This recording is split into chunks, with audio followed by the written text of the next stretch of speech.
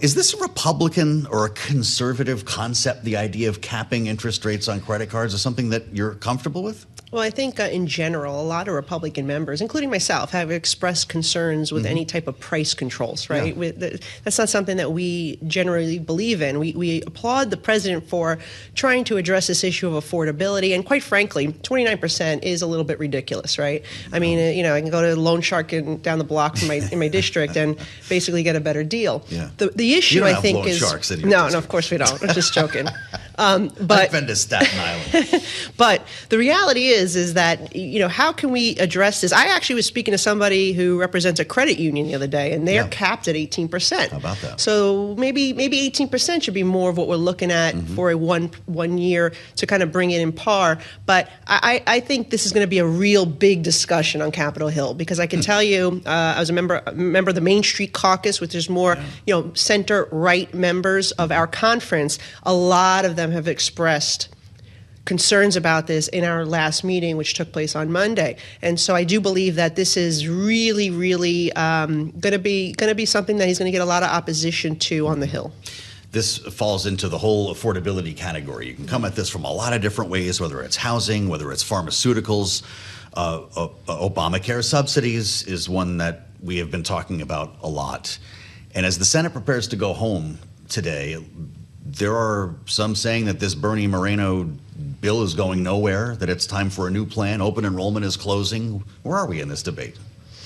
Yeah, look, I think that the president just a little while ago came out with his great health care plan, and we're currently reviewing that. It does hit on a lot of the points. I mean, I think one of the big issues where we see some opportunity is pharmaceuticals, right? He's proposed his most favored nation. He wants to pay Americans to pay the same price that many other countries are paying. Why are we subsidizing the research and on top of it paying the highest prices?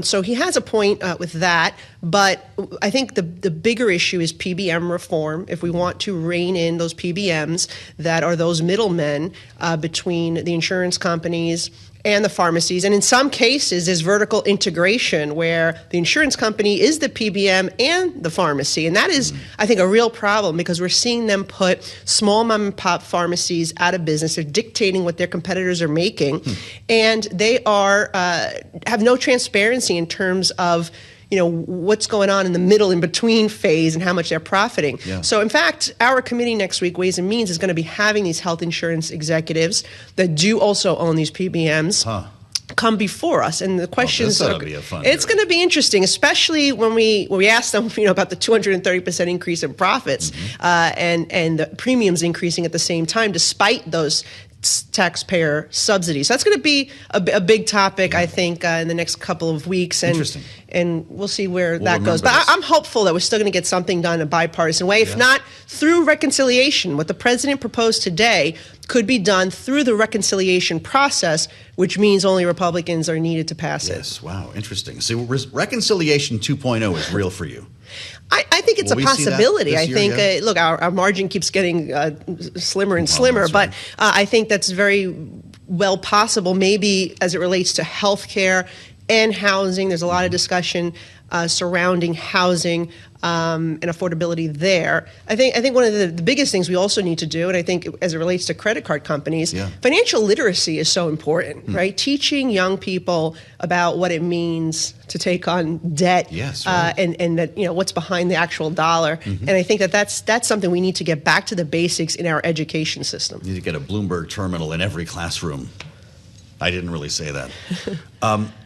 I want to ask you about immigration because the conversation that we had so frequently throughout the campaign has evolved following the ICE raids. We saw the deadly shooting in Minneapolis.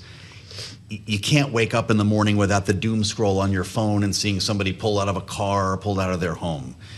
President, actually, if you go back and listen to his rhetoric on the campaign trail, actually said in an interview, this could be difficult for some people to see. Is this what you expected? Look, I think what we really wanted and needed, particularly in my district, was the president to, one, secure the border, which he's done. Yeah. We now have 0 crossings. And number 2, deport the criminals, right? And I think that in many ways they've been very successful.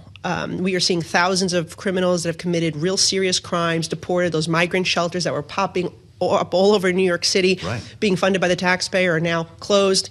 But we also see that there are areas where they've gone too far. And we've had a real discussion about this with the Speaker and with the White House, because we want to see some type of balance here, right? And I think that's what the American people want. So you secured the border, you're deporting the criminals, but when it comes to these raids, I think they are problematic. But I think the other issue is that the municipalities are not cooperating to deport those criminals. So if they're not turning over these people, which in New York City recently there was an article saying 7,000 individuals, including murderers and rapists, were released back onto the street instead of turned over to ICE.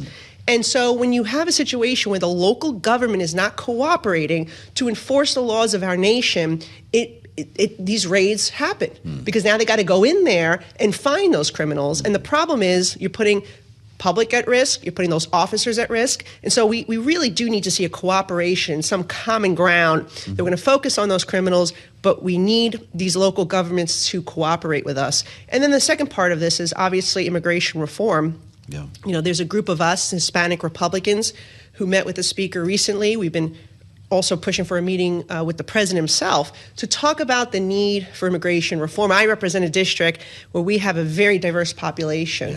And even, this Ukrainian parole program, that's now, when people have to renew for that, it's taking a very long time. And these people are here legally and working, and they end up losing their jobs because they can't get their parole renewed. And we're seeing the same thing with work authorizations and visas. People who are here doing the right thing, follow the rules, they're working hard, they're paying taxes, and you know what? They lose their legal status, and then they lose their job. And unfortunately, we need to figure out a system that improves that and also gives more employers opportunities to hire foreign workers for jobs that they cannot fill with Americans. Well, that was a comprehensive answer, and I only have a minute left. I want to just see your thought on the discord over these ICE raids impacting the budget for DHS. Could this hold up funding at the end of the month? Quite frankly, I think the Democrats are playing politics here with this. I think that, first of all, we just gave billions of dollars to our ICE to be able to carry out these deportations in the reconciliation bill, where you're going to see some impact if they choose to take this route. Coast Guard, for example, is going to get hurt. These are serious other federal law enforcement. They're the ones that are going to get impacted. Counterterrorism, cybersecurity, our coastline, those are the areas we're going to see some impact if they don't work with us to get the job done.